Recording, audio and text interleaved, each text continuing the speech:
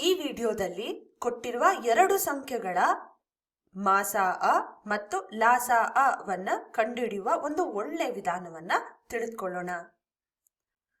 420 ಮತ್ತು 900ರ ಮಾಸಾ ಅ ಮತ್ತು ಲಾಸಾ ಅ ವನ್ನ ಕಂಡುಹಿಡಿಬೇಕು. ಮಾಸಾ ಅ ಅಂದ್ರೆ ಮಹತ್ತಮ ಸಾಮಾನ್ಯ ಅಪವರ್ತನ, ಲಾಸಾ ಅ ಅಂದ್ರೆ ಲಘುತ್ತಮ ಸಾಮಾನ್ಯ ಅಪವರ್ತ್ಯ. ಇದನ್ನ ನಾವು ಸ್ಟ್ಯಾಂಡರ್ಡ್ ವಿಧಾನದಲ್ಲಿ ಬಿಡಿಸಿದ್ರೆ ಅದು ಈ ರೀತಿ ಕಾಣುತ್ತೆ.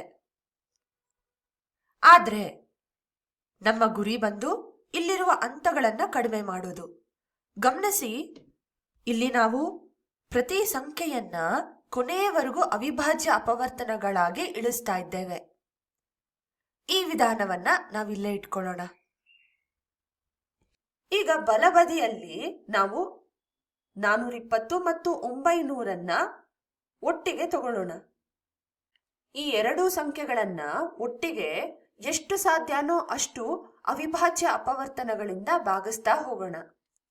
420 ಮತ್ತು 900ರನ್ನ ಭಾಗಿಸೋ ಮೊದಲ ಅವಿಭಾಜ್ಯ ಸಂಖ್ಯೆ ಬಂದು 2 ಅಲ್ವಾ? 2 ಅಂತ ತಗೊಳ್ಬಹುದು. ಇದು ತುಂಬಾ ಚಿಕ್ಕ ಅವಿಭಾಜ್ಯ ಸಂಖ್ಯೆ, ಇದರಿಂದಾನೇ ಭಾಗಿಸ್ತಾ ಹೋಗೋಣ.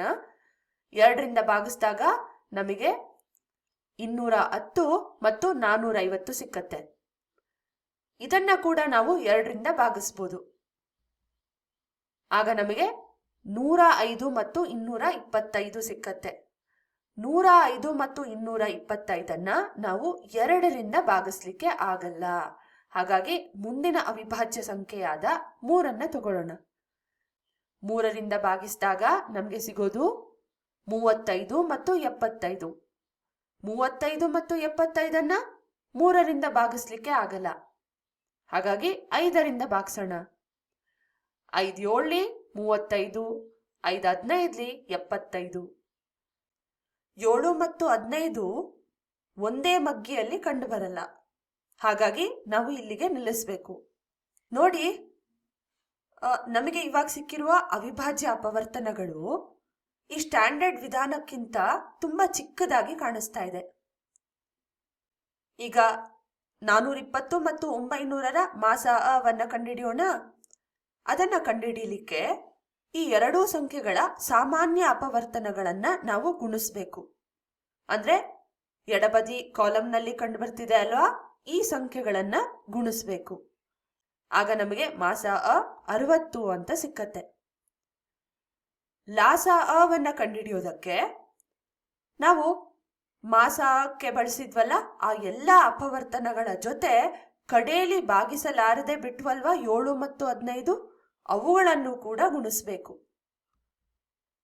ಆಗ ನಮಗೆ 6300 ಲಾಸಾ ಅ ವಾಗಿ ಸಿಕ್ಕತ್ತೆ.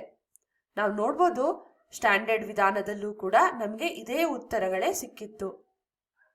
ಒಟ್ಟಾರೆ ನಾವು ಕೊಟ್ಟಿರುವ ಯಾವುದೇ ಎರಡು ಸಂಖ್ಯೆಯ ಮಾಸಾ ಅ ಮತ್ತು ಲಾಸಾ ಅ ವನ್ನ ಕಂಡುಹಿಡಿಬೇಕು ಅಂದ್ರೆ ಅವುಗಳ ಪ್ರತ್ಯೇಕ ಅವಿಭಾಜ್ಯ ಅಪವರ್ತನಗಳನ್ನ ಕಂಡುಹಿಡಿಯೋ ಬದಲು ಈ ರೀತಿ ನಾವು ಒಟ್ಟಿಗೆ ಅವಿಭಾಜ್ಯ ಅಪವರ್ತನಗಳಾಗಿಸಿ ಮಾಸಾ ಅ ಮತ್ತು ಲಾಸಾ ಅ ವನ್ನ ಕಂಡುಹಿಡ್ಕೊಳ್ಳೋದು ಸುಲಭ.